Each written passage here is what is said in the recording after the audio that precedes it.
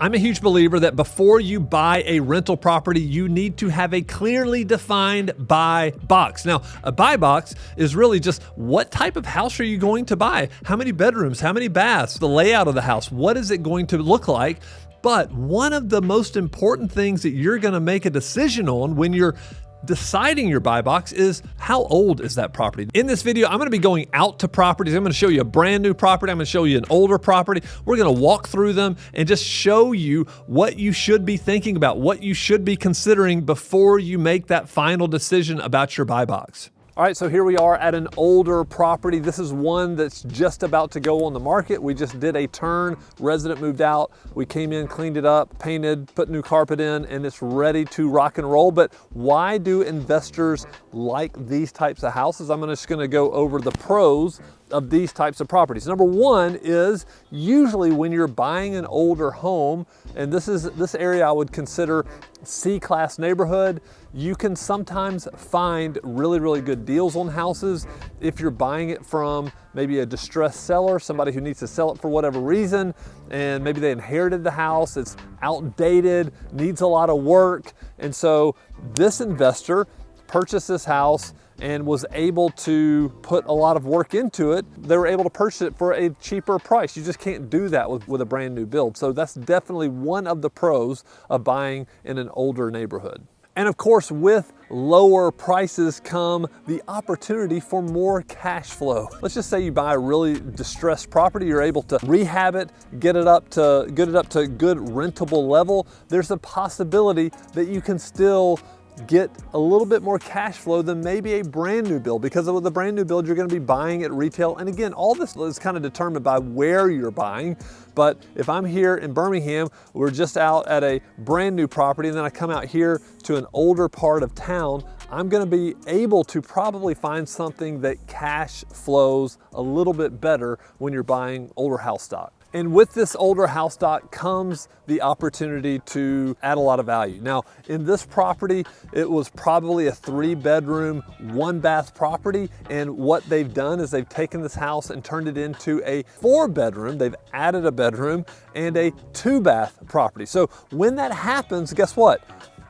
You can increase the rent. You're gonna get somebody who is willing to pay more. They can fit more people in this house, sleep more people. And so what they did was they took away the garage port and added a bedroom. So it's just gonna add value to the property. Again, one of the great advantages of buying an older house. Something that a lot of people don't think about as an advantage, I do though, is if I'm the manager of this property and I want to rent it and I'm talking to you as an investor, I'm gonna have a really, really, really solid idea about like what this property should rent for. And the reason is because I can probably pull another 20 rentals around here that are similar square footage, similar year built, similar bedroom and bathroom. Those are going to be my comps. Those are going to let me know, at least within the past 12 months, what things are renting for. Now, when you're doing this in a brand new neighborhood, it's a little bit more difficult, especially if you're in a neighborhood that has a lot of home ownership and there's only a few rentals in there. You don't have a lot to pull from. Now, the danger here is that you want to pull comps as close to your subject house as possible, because if you start pulling comps from a mile away, mile and a half away, a lot can change as you start to go beyond just a quarter of a mile out. And so just be careful when you're doing that. But established neighborhoods have established comps, and those are really good for predicting what your cash flow is going to be long term. And lastly, I'm just going to say the pros to buying something older like this is, like I mentioned before, if there's a distressed situation, distressed property, or if you have an owner that just really needs to get out of a property, you have more negotiation leverage in that discussion. You're not going to have that if you're buying brand new, or even if you're buying turnkey. Like if I bought this property and fixed it all up turnkey and then went to sell it on the market, you're more than likely not going to be able to negotiate too much. You can some, but when you're buying a property that needs work, either a distressed situation or distressed property, there's leverage that you can use. You can buy it deeper, and that plays into more cash flow, better prices, all of those things. So negotiating power is a lot better when you're buying older houses. So what about the cons of buying older rental properties? I think the number one con that I always talk about, and it really is going to go all the way back to how old the property is just really maintenance and repairs. Older houses are going to probably need more repairs than a brand new house. Now, you could buy something like this and have it completely turnkey, where they've redone everything, and that will help. However, brand new houses with everything new in the property is probably going to be a little bit cheaper from repairs and maintenance. And I just know also kind of depends on where you're buying. Second thing I would say is just there's going to be capex expenditures that you're going to need to save for right away. So unless you have a brand new roof, unless you have a brand new water heater, unless you have a brand new HVAC, these are things you're going to have to start saving money for right away. And sometimes when you buy these properties, you don't know how old the HVAC is. It could be 10 years old and when you're in like the Alabama heat, then guess what? They wear out pretty quick. They could last 10, 15 years, and then you need to replace that. So capex expenditures could surprise you with an older home. Next thing I would say is we're starting to see residents who move into brand new builds, as long as it's big enough for their family, they tend to stay there longer. Now, if you get somebody in an older home and maybe they're Section 8, they could stay probably a little bit longer, but in an older house where there's plenty of options in the neighborhood, similar sizes, I would say you're gonna have probably more resident turnover, and more resident turnover means more vacancy. That means you're gonna come in and have to do a turn. So again, more wear and tear on the house. You're gonna be painting more, you're gonna be cleaning carpets, if not replacing carpets, those types of things. So just think about that. There's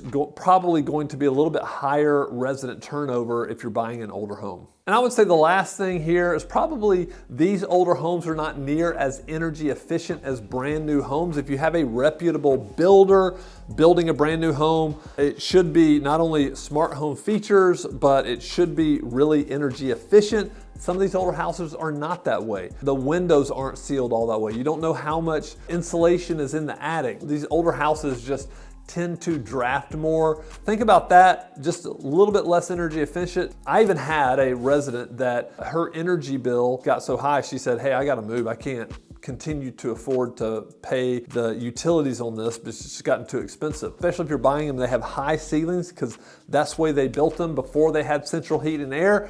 Those properties are extremely expensive to heat and cool. Let's go now and take a look at a brand new property. So what are the pros of brand new construction? Well, there's several that I can point to right away. Number one, you have high resident demand.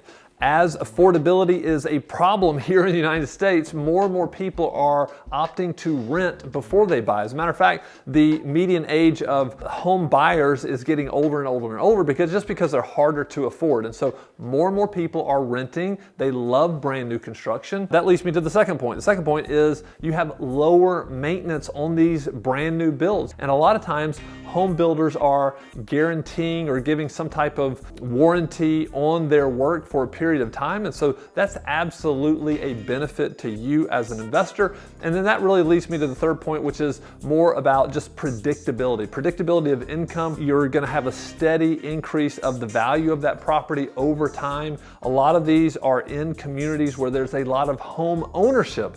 So that also opens up ways when you decide to sell, or if you decide to sell, you could sell it to another investor, or you could probably sell it on the retail market since you're surrounded by people who own their properties in neighborhoods like this. And then I would say lastly, one of the reasons why residents love these types of properties, not only because they're brand new, but a lot of times the communities have amenities that they will not get in older neighborhoods. There sometimes can be pools, clubhouses, things like that. So it just makes it a lot nicer for a resident. And ultimately for you as an investor, you want to keep residents longer and you want to make them as happy as possible. So they just keep paying you year after year after year. Another benefit of buying new build as an investment strategy is scalability. As you can look around me, yes, there are new houses here that you can choose from Lennar, but they're also building more back there. There's going to be more phases of this development. So if you like what you buy, then you can buy more if you wanted to. So I think that's a good benefit. And then the other one is really about appreciation. In these markets, as these communities get built out and more homeowners are buying them, and then they continue to grow with more amenities, then guess what? Appreciation is going to be pretty steady going up. It's not going to be crazy, but it's going to be steady, and it's very predictable. So those are two more benefits of buying brand new build. Now, are there some cons to buying brand new real estate? Yeah, I'd say there are cons, especially if you're more of an experienced real estate investor and you are dead set on buying at a deep discount. So you're not gonna have value add opportunities. You're not gonna have an opportunity to get this property at a deep discount because, quite frankly, the builders, they're not all that desperate to sell these houses. However, if you go out and find a motivated seller, somebody who inherited a property or something like that, there's more of a chance that you're gonna get a deeper discount, especially if you find a property that needs a ton of work. Of course, those will sell cheaper. Now, the challenge is you're gonna have to deal with all of the renovation, but brand new build, very, very easy, very simple. It does probably have, again, like we said, limited increase in the ARV because you're not really doing anything to it. You're buying it retail, you're buying it close to market price. So there are definitely pros and cons to brand new builds. I happen to think that the pros outweigh the cons though. All right, so let's wrap this up. We've been to a new property, we've been to an old property, and then let's see which one has the advantage. So from a price standpoint, usually your older house is going to win that one. Newer construction, you're really gonna be paying closer to retail. When you're buying an older house, a little bit less. Cash flow, probably the older house is going to win on this one, but maybe over a long period of time, the new property does better with cash flow, just depending on the maintenance. Maintenance here, I'm gonna say the new obviously is going to be better for you just because you're gonna have tons of new appliances, new roof, new hot water heater, all of that stuff. So not a lot of maintenance for the first 24, 36 months more than likely. Resident appeal, which ones are going to appeal to most people? If the prices are the same, I think it really kind of depends on where this property is. If you have a new build that's way out of the city, it may be that they choose an older house stock if it's closer to an area. So I'm going to still say new because residents love the new appliances and all the new like smart home features. Appreciation, I would say this is going to be a draw. You can have good appreciation in both of these, just really all depends on the area where they are in. If you're buying an old property in a C-class neighborhood, more than likely you're not gonna get a ton of appreciation. However, if you buy a new property in a good area, you'll get more, but I still think it's probably a draw, just depends on where it is. Value add, most definitely older is going to win here because you're more than likely going to be able to buy at a deeper discount. So even with repairs and maintenance, you're still going to have some equity in there. So forcing that value. So I think old property wins there.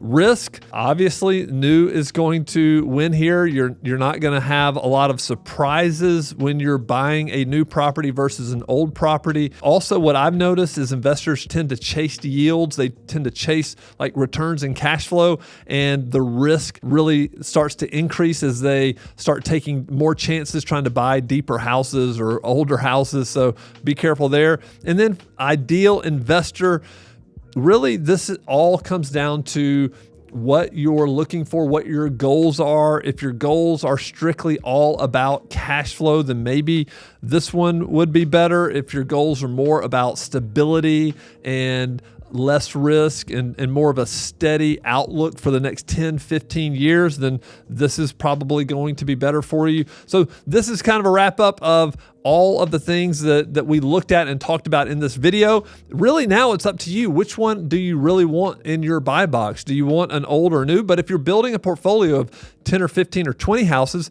there's probably room for both of these types of investments. If you want to learn more about build to rent investing, go ahead and check out this video right here where we explain what build to rent investing is and why it's exploding in 2026.